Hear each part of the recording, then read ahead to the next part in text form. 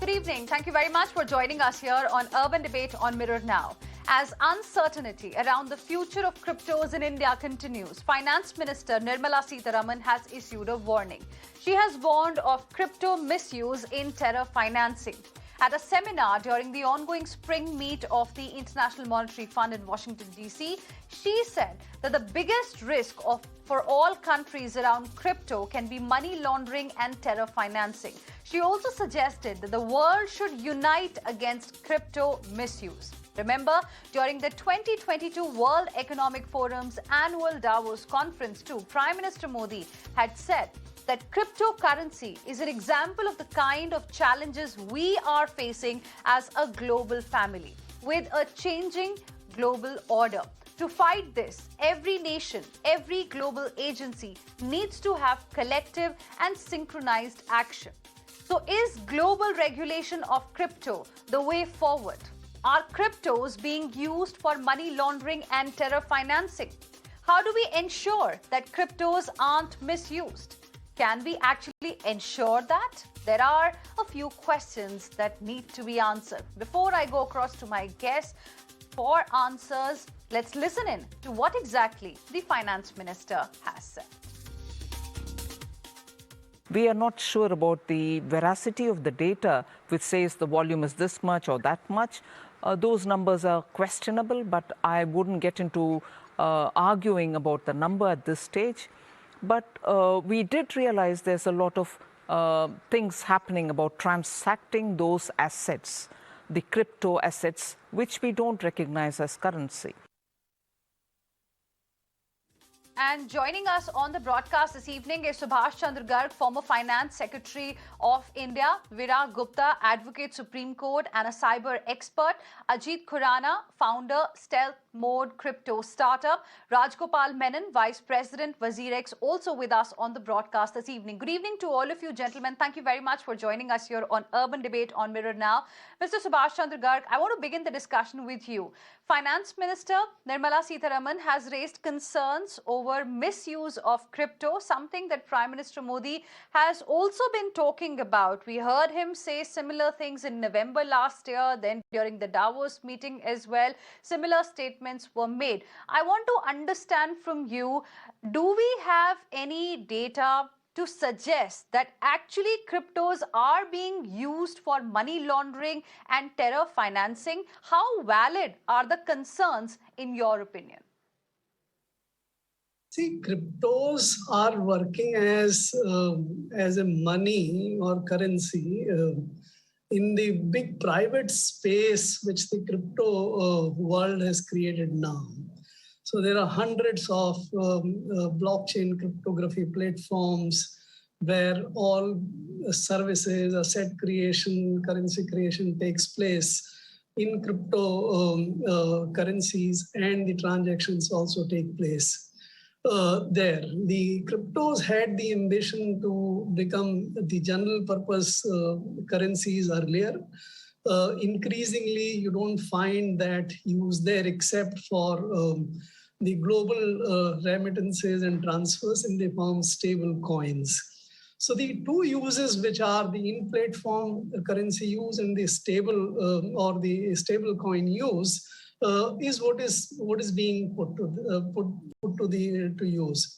Now, any money, whether it's fiat currency or even earlier as gold or anything, can be used for legitimate purposes, can also be used illegitimately. There is nothing which can be said that any particular type of money only can be used for terror financing or illicit financing, or any other type of money cannot be used for that purpose.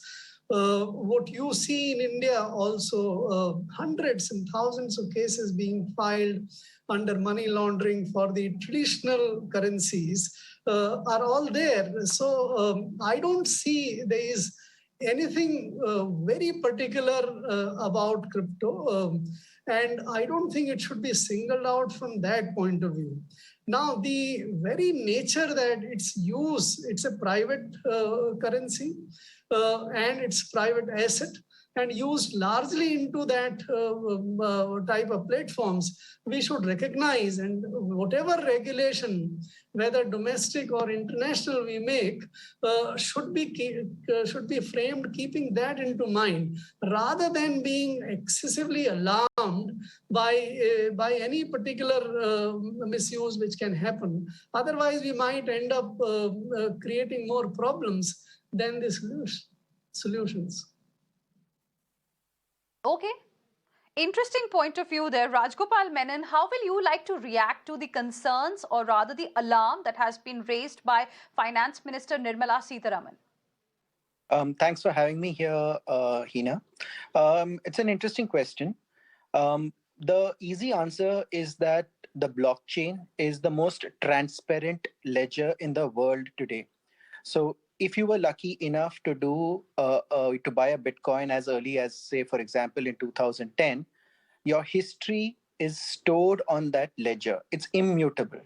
So from 2010 till 2022, anyone can check out your transactions, your address transactions that have gone back those 12 years. So it's trivial for any enforcement agency to actually associate my crypto address to my transaction, and my entire Janam Kundli on that blockchain can be revealed to any enforcement agency. It's fairly trivial to do that. Also, we have to remember that in most crypto scams, what happens is that money can't be moved around because the entire world is watching that particular blockchain address where the money has been siphoned off to. So if you've checked out what's happening in the last 2 or 3 crypto scams that have happened, people have had to return the money because they couldn't transfer it anywhere because of the transparency issue that is there. It's a feature, not a bug. So and we also have to remember that innovation precedes regulation. So, you cannot say, I will regulate and then, let your innovation happen. So when innovation happens, regulation follows. And we have tools in place to actually, block addresses, monitor addresses, make sure that crypto does not move from, certain addresses that have been flagged by law enforcement. Every major cryptocurrency, WazirX included, in India follows the best practices when it comes to AML guidelines, and we cooperate completely with the enforcement agencies. So we get on an average about 100 requests every week, and 100% of those requests are actually adhered to. So, and let me assure you that our enforcement agencies are completely on the ball when it comes to crypto. The questions are very pointed. They ask for specific addresses. They ask for specific transactions, and because we follow best practices across the world. We cooperate completely with enforcement agencies when it comes to AML and any request that they ask for. Interesting. But Ajit Khurana, then why are we getting these kind of statements from the finance minister? Earlier, like I mentioned, we've heard similar views of the prime minister as well, not just once, but many a times. In November as well, there was a high-level meeting that was chaired, and Prime Minister Modi also, in a way, suggested that, the young people are getting spoiled because of this. So why are these concerns that are being raised? So I grew up on a staple of Hindi movies where the villain would ask for a suitcase full of currency notes as ransom for a kidnapping that had happened. And despite having watched such movies for over 3 decades, maybe even over 4 decades, I haven't seen people banning currency notes because they have been used as ransom. But that humorous bit aside, the reason and the real reason why these concerns come up, both with the FM and the PN, is that because this is a new paradigm, there will always be scamsters who will try to prey upon the ignorance of newbies and offer something in the form of some multi-level marketing or something which is a new Bitcoin, etc., which means these are scams. This is fraud, and that has to absolutely be struck down upon. There is no doubt about it, and nobody can disagree with that. In fact, Nirmala Seetharaman said that it can be used for illegitimate purposes. True, it can be. She said that we should globally work hard on preventing misuse. True, we should globally work hard on preventing misuse. But the implication somehow that because it can be misused and because we have to work globally to prevent misuse, that this is something that has to be done away with. I think that is very dangerous. If we start doing away with things this way, we have to do away with a lot, including social media, internet, email, and the list goes on. Okay, that was an interesting analogy to explain to our viewers what your feelings are right now, Ajit Khurana. Let me also take the opening comments from Virag Gupta, because, you know, I can understand why there is so much of, in a way, you can say irritation also, because we're just getting these kind of statements. We're not getting any clear direction from the center whether soon there is going to be some sort of regulation from the government side as far as cryptos are concerned, or the government wants to ban it completely. So how will you like to read what the finance minister has said today? Constitution mandates three basic obligations on the government. First is majesty of law, that is rule of law. And second is equality, means you have to regulate one sector and other sector equally. And third is you have to recover taxes so that it can be spent for the development of country. Now, in all these three parameters, government policy on crypto is totally failed. Now, coming to the practical aspects, there is opium, which is used for the medicine, and it is also used for the drugs. So, to regulate its uses for the drugs, we have NDPS Act, and for its usage in the medicine industry, we have the different type of regulations so that it can be rightly used. So crypto as a technology, this blockchain technology, yes, it should be used, it must be used. But crypto as a currency, no Indian law mandates or allow the private currency or the private assets.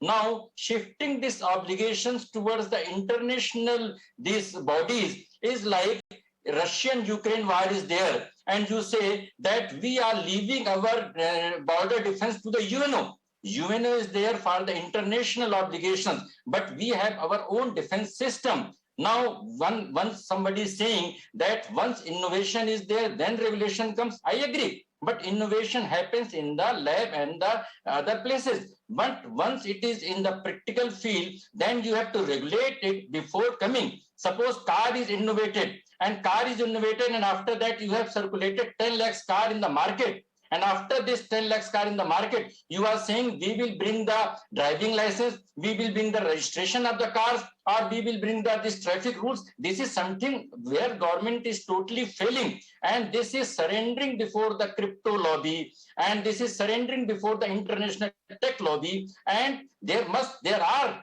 international obligations. But India as a sovereign country, they have their certain obligations. And we are living in an arena when the Uttarakhand government is making law on the Uniform Civil Code, when they don't have any obligations, when they don't have any power to make it law. And in the crypto, union government is failing. This is very unfortunate.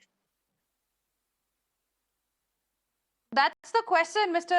Garg, that why is there this delay from the government side? And today we've also heard the finance minister in a way suggesting that the world needs to unite to check the misuse of cryptos. Can there be global regulation of cryptos, considering that it is internet that is used through which the transactions really happen? See, let us recognize the fundamental nature of crypto assets and currencies. These are global in nature. These don't respect any national boundaries or any national jurisdictions. The Bitcoin, to take it that way, is a global currency today. It's not an Indian currency, it's not an American currency or something. And therefore, there is a legitimate argument that any such global currencies and the assets cannot probably be regulated or decided upon by any particular country. It will not work that way. And therefore, there is a merit in evolving a global sort of consensus about how to treat these assets, currencies, businesses, and how to go about it. Unfortunately, this being a new innovation, this being a new phenomenon, Mr. Gupta was saying that you always have the regulations before, even so driving license before cars or passports before, let us say, aircraft. By the way, if you go into the history, all of this followed the innovation. The licenses, the driving license did not come before the automobiles. This was the other way around. So this phenomenon is evolving. Most of the governments are very much comfortable to deal with something which they know very well. Something which is evolving, which is a new technology, which they are not very comfortable. So I see no problems in trying to sort of evolve a global consensus on this. But that cannot really be an excuse for not taking your own view. You saw, we discussed probably in one of the shows earlier, that Biden administration has issued a very large order to understand this phenomenon and evolve appropriate response for the American. They probably want to take leadership in this space and evolve the dollar as the global digital currency, not necessarily cryptocurrency, but a global currency. We should also take a view to see how best we can make use of this phenomenon for our advantage. At the same time, what Mr. Khurana was also saying, to minimize its misuse, to make also appropriate regulations, laws for that. And therefore, I think rather than we should have a two-track kind of approach. Number one, we should engage with the global community to evolve. We have in global institutions like FATF, which takes care of the money laundering and other terrorist financing and those kind. FATF is working on cryptos for the last 6-7 years. It has come up with some standards already. Those standards need to be perhaps evolved furthermore, but at the same time, the domestic knowledge and the domestic appropriate response, if we don't evolve that, then we might perhaps remain a laggard in that. And we can't afford to be a laggard in the digital revolution space now, because we lost out on the industrial revolution by being behind the curve. In this curve, we should be ahead of them and therefore take advantage of them.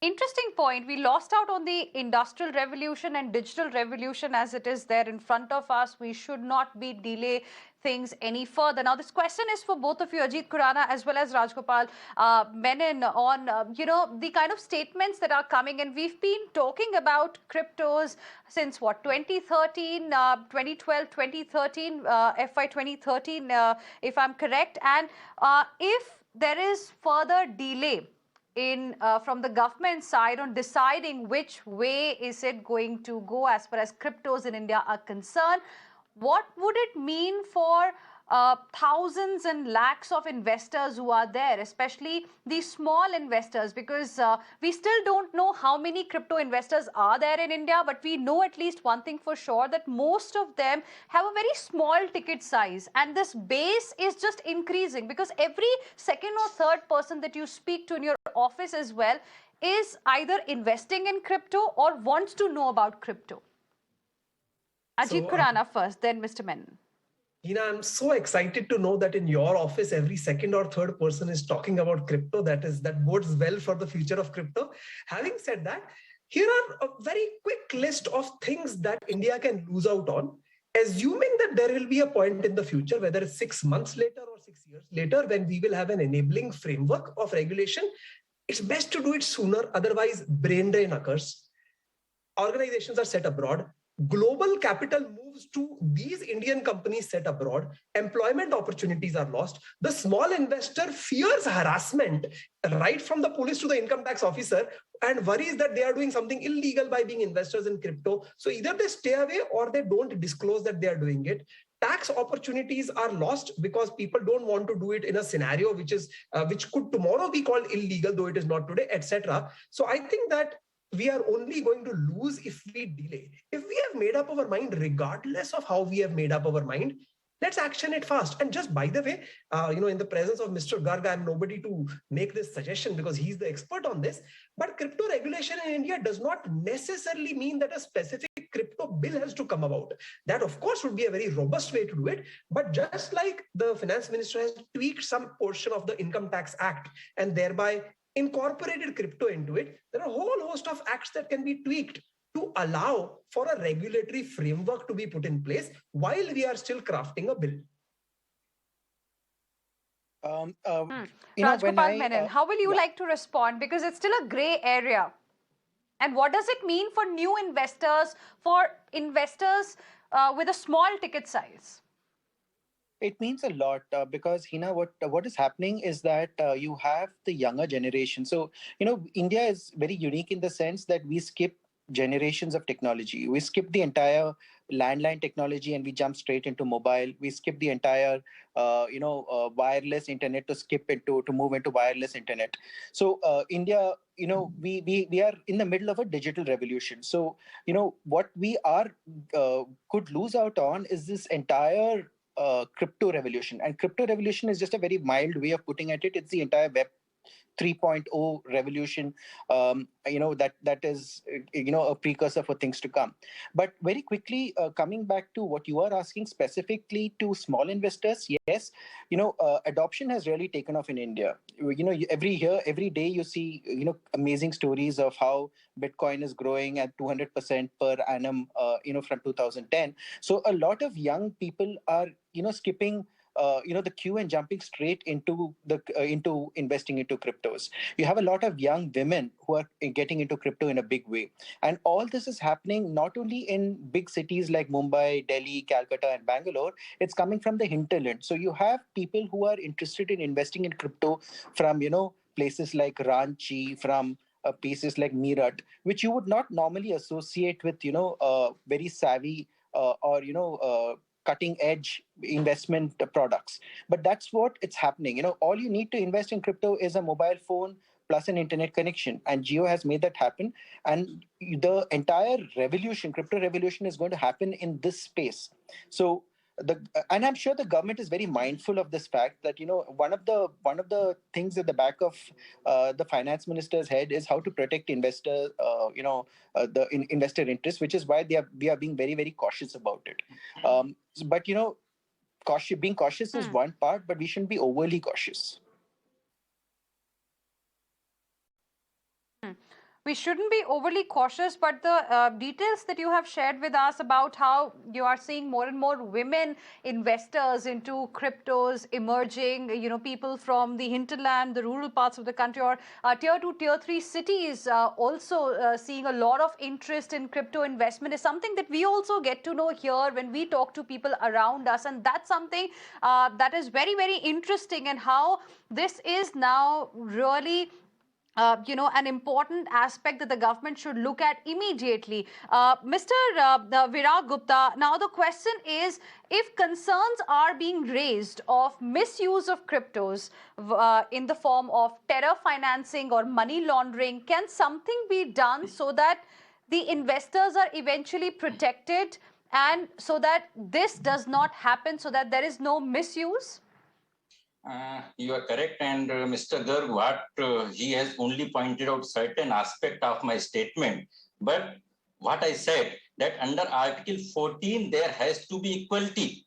Now, what other panelists are saying, if their version is accepted, then I feel that India does not require Parliament and the government. If crypto does not require any regulation, if crypto is an asset, then why there is no GST on the crypto? If it is a big revolution, why they are not paying all the taxes? No, but then there is income tax on the gains from crypto from this year onwards, Mr. Gupta. Please complete me. Government knows crypto transactions are taking place, and that's why it wants to earn money from the gains made from crypto transactions. But it still has not made it clear whether it wants to ban crypto or it wants to regulate cryptos in India. Heena, regulation requires GST taxation on each and every transaction, which is not being imposed. And there is a huge evasion. And all these crypto exchanges were evading taxes, which is clear from the GST, these investigation. What your question was there, government is duty bound to protect the small investors. In Delhi, MCD is regulating each and every mini aspect. Even those horses are to be registered and insurances is to be made who are being used in the Bharat. Now, a small poor person is to be registered, but the crypto persons, they are saying that it is a big revolution. It is going to Ranchi, and they don't want to register these crypto exchanges. How many sectors you see in India which are claiming to be the self-regulated? Is there any, what Mr. Garg is saying, that it is a global currency, whether it has been approved by but any then what global is the solution? I will get Mr. Subhash Chandra Garg to respond to what you are saying, but Mr. Gupta, I want to understand from you, what is it that you want to say here? What should the government be doing? Because we are all questioning the delay from the government side on what it thinks about cryptos in India. Are they legal or they are illegal? Allow me 30 seconds. Since 2013, our financial regulator RBI is saying that crypto is a big risk. It requires regulation. There was a draft bill. There is a report. Mr. Garg is part of that. Now everything is still there. Now instead of bringing a law, we are first brought this income tax provisions and we are saying that this is indirectly approved. Why we can't bring a law regulating and defining all the crypto assets and making whether this is an asset or this is a currency? That is exactly what I'm saying. Why is the government delaying? That is the question that I'm asking. That's what I'm saying. For that purpose, we need not to shift the responsibility to the global organizations. Indian Parliament is competent enough and Constitution of India mandates government to immediately bring the law to protect the society, to protect the whole economy and protect the small investors. Government is failing in its obligation by not bringing the law and allowing these... So you're saying that we do not need a global framework or a global law as far as cryptos and their regulation in India is concerned. Fair point. Ajit Khurana wanted to respond. Yes. Just 2 quick points. I think everybody, all the 5 faces I see on screen, as well as I mean all 5, including Mr. Gupta, they're all saying the same thing. We all said we need regulation. There's no doubt about that. And even in industry bodies, I have never, ever, not once noticed any resistance or hesitation about regulation. That's number one. Second, coming to the defense of the statement of the finance minister being made today, I do not see her statement as abandonment of her duty and transferring it to the global community. On the contrary, I think that she's saying the global community should also come together. I think that's completely okay. Sure, the national sovereign should have its own regulation. And just like in the case of banking, as well as so many other areas of international cooperation, there should be international cooperation. So I don't see the point, frankly. Okay. Mr. Garg, will you like to respond? Yes, I think Mr. Gupta probably misunderstood. I said we have to work on both the tracks, 2 tracks, the global track as well as the domestic track. We need to come up with ways to sort of deal with this phenomenon. I have argued ad nauseum about this is a very complex phenomenon and therefore we need a very large body of legislation and the regulation for that. We need to define what these organizations, see, the cryptos are where the machines are working with machines. Human interventions is much smaller. The contracts are also literally between machines and machines. Machines honor all the transactions. This is a new type of organization, decentralized autonomous organizations. Humanity learned to deal with companies as a form of organization. It was not born with that. So likewise, we need to know how to deal with these machine-based organizations, decentralized autonomous organizations, how to deal with these smart contracts, how to deal with the digital value, digital assets and everything. So this is a very comprehensive legislation which is required. I don't think what is available or what is available with the government is a comprehensive legislation. Even the tax aspect which was referred to, see everywhere, wherever the 3 things, the value is created, so you levy the indirect taxes. Where income is generated, you levy the direct taxes. And wherever assets are created, you levy the wealth tax. So all the three types of taxes need to be levied on any value, income, and wealth which is generated in the crypto businesses. But tax is levied by the government. Tax is not auto paid. So government need to come up with the right kind of tax regulations for that. It has come up with something on the capital gains, but it has still not come up very well on the GST and other things. Those need to be defined and brought. We don't have a wealth tax system in the country. For GST, for the NFTs and the virtual digital asset, there is an attempt to tax wealth, but many other wealth are not taxed in the country. So we need a very comprehensive, good approach, and whole lot of this is required to be done domestically. That is why I said, besides cooperating with the global organizations, we must do a lot domestically. Otherwise, we'll lose out. We will follow someone. That is not the right way to go about it. Okay, so the demand, Rajagopal Menon, has continuously been that, now the government should end the uncertainty around cryptos and their future in India. Is it so simple for the government as well? Can it actually, suddenly decide, or do you think perhaps we need more understanding of how this entire ecosystem functions, and then only a comprehensive law can be framed? Heena, I think the government is taking baby steps towards regulation. This budget session was the first step in that direction. All of us agree. And for the record, the crypto industry welcomes regulation. The entire, as Ajit Khurana said, we welcome regulation. We've been asking for regulation for a long time because it removes a lot of ambiguity. Now, we also said that we don't have a problem with the 30% tax that the finance minister has imposed. We're only requesting that the 1% TDS, which the government has imposed on every transaction, could kill a lot of small exchanges and would kill the volumes that happen in large exchanges. So if it is done for the sake of tracking, as the finance minister says, it can be done with a nominal TDS. So that's the only gripe that the industry has.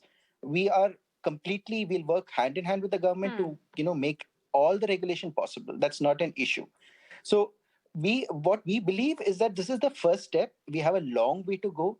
And the government is, you can't have a bill overnight. Imagine if the government had bought a bill, legislating internet way back in 1999. We are in that stage. We are in the early stages of the internet of money.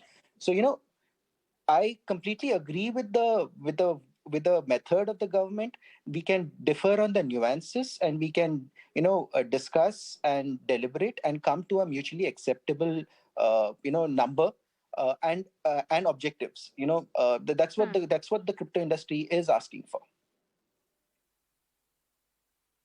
All right. Thank you very much, all of you gentlemen. Appreciate all of you for joining us here on Urban Debate on Mirror Now this evening. We'll, of course, see what really happens next now that the Finance Minister, Nirmala Seetharaman herself, has made these statements about cryptos in Washington, D.C. With this, we will slip into another very, very short break, but there's lots lined up for you on the other side as well. Stay with us.